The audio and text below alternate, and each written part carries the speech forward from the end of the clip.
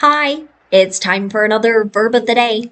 Today's verb is heat.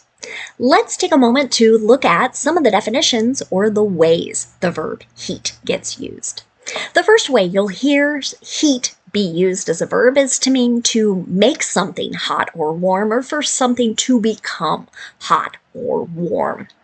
Many times with this verb, it's used during the cooking process. You might see this verb used giving you directions to make something hot or warm, begin to cook it.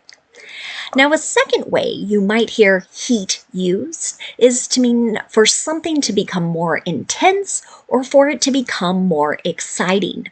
Sometimes this gets used in connection to sports.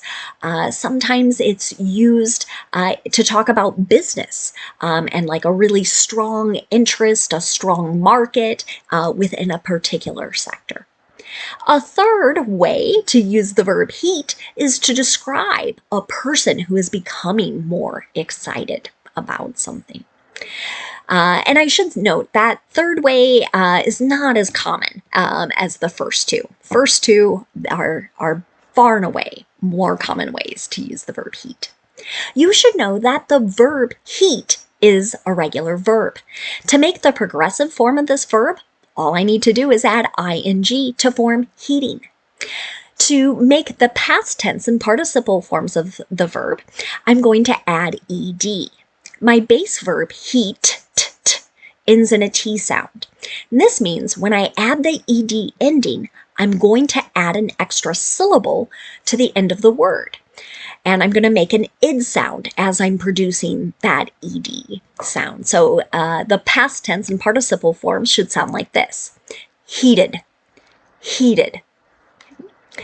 Now let's spend a moment looking at a phrasal verb. The most common phrasal verb you're going to encounter is to heat up. And this can be used a number of different ways. The first way is to talk about temperature becoming warmer. Okay, so you might hear this in connection to weather. You might hear it in connection to the temperature in one's home or in a building. An example of this might be, is it going to heat up this week? Okay. A second way to use heat up is to cause something else to become warmer in temperature. So this second way to use the phrasal verb is really common with foods and liquids. An example of this, I'll heat up the leftovers for dinner. Okay, so I'm going to make something warmer in temperature.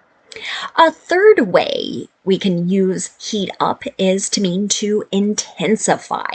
This ties back to that second definition of the verb we talked about a few minutes ago. An example of this, the game has been heating up in the second half, right? It's becoming more intense, maybe more competitive. A fourth way to use the phrasal verb heat up is to mean to cause someone to be angry.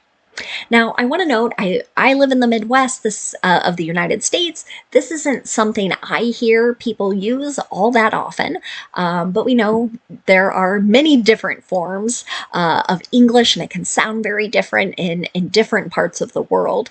I saw some examples in literature. So one character said something like, his rudeness really heats me up, right?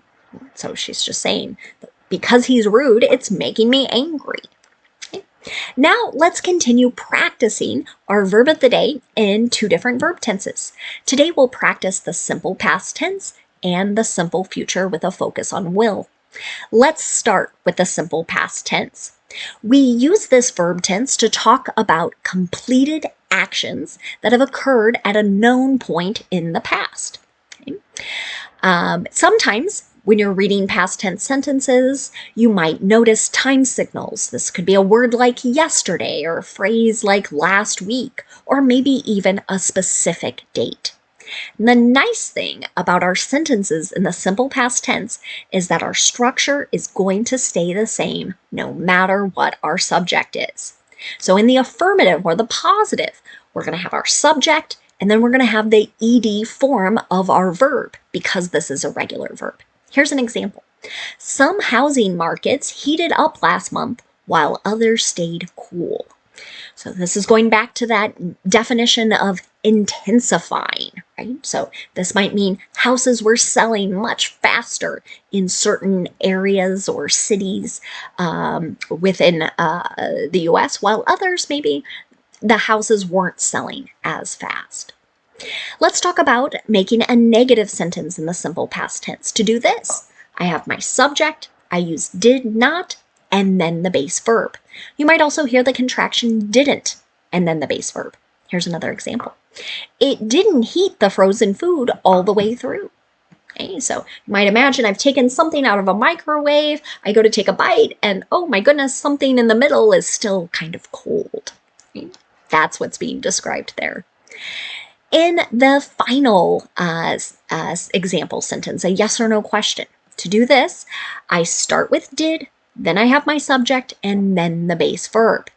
And I always like pointing out to my students, notice in my negative and my yes or no question, I did not use the ed form of the verb. I'm only doing that in the affirmative.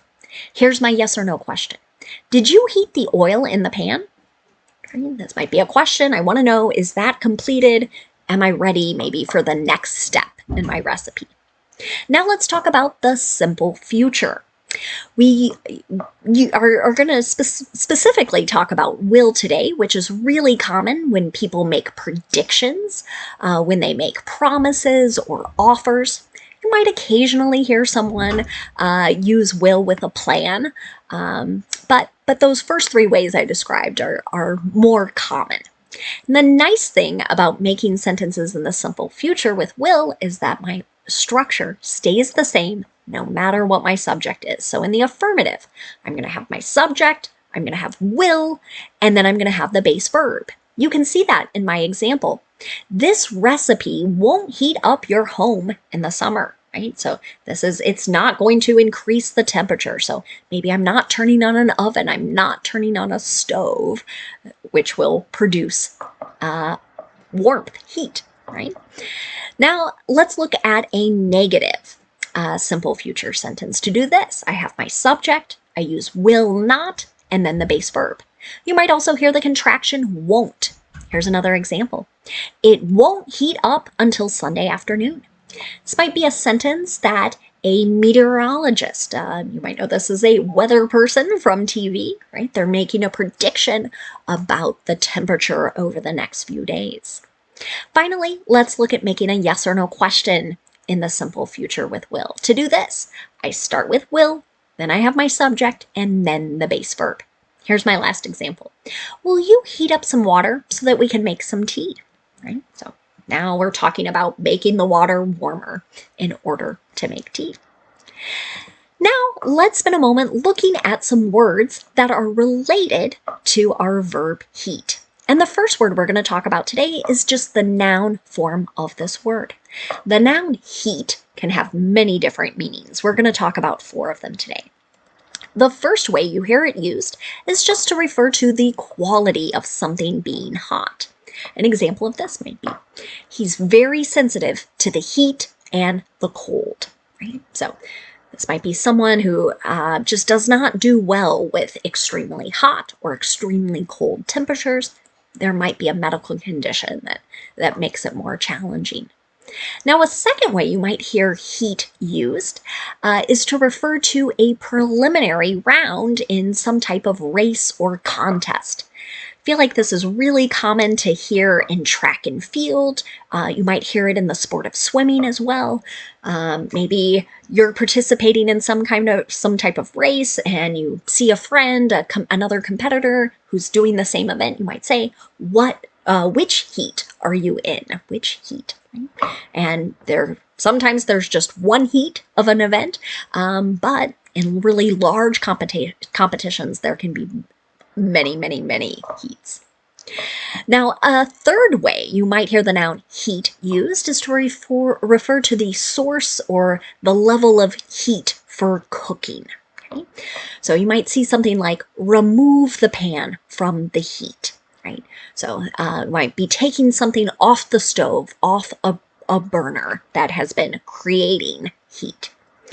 And a fourth way heat sometimes gets used is to refer to a spicy quality that is in food, right? It might create this feeling like something is burning in your mouth. An example of this might be, this salsa has a lot of heat. Right? I'm very sensitive to that. I don't do well with spicy foods. I wish I did. I think I'm missing out on a lot of good things. Now, another related word that you might encounter is the noun heater. This can refer to a person or thing that heats, but most commonly it's used to describe devices that might heat air or maybe heat water. You probably have at least one, maybe multiple forms of heaters in your home. An example of this, as you're maybe considering a new apartment, you might ask, what kind of heater does this apartment have, right? How does heat get produced? I have two more verbs now for us to look at. I know it's really common for me to add suffixes and show you other forms of the other related words, but today I want to add some prefixes to our verb heat. So you might hear the verb reheat. So I've added the prefix re. This frequently means to do something again. So our definition here is to heat something again. An example of this might be, I'll reheat your dinner when you get home, right? Maybe I was planning a family dinner and someone's running late, and so what I'm going to say it is essentially I'm going to warm it again, make it a good temperature for eating. One last verb for us today. Now I've added the prefix over, right? So usually over is going to be kind of too much of a particular action. So here, overheat is to mean to make or become too hot. An example of this, maybe if you're having some car trouble, you see some smoke, some steam, you might ask the question, is the car overheating? Has the car become too hot to be able to run? I hope that doesn't happen to you this summer. That's always a personal fear of mine. But thank you so much for watching today's verb. I hope you have a great day.